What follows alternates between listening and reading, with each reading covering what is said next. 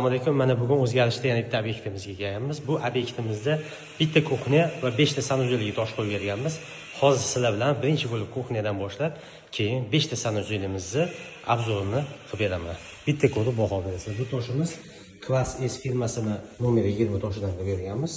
Juda ham ideal chiqadi. Gullari hammasi bir-biriga keladi. To'p-to'psilar, nejniy seriya rangda bo'ladi. Hamma gullari bir-biriga keladi. To'p-to'psilar juda ham ideal chiqadi. Kuxnyamizning uzunligi 375, to'g'ridagi uzunligi bo'lsa 272. Bunaqasi bo'lsa 120. Yana standart 60 sm da bo'ladi.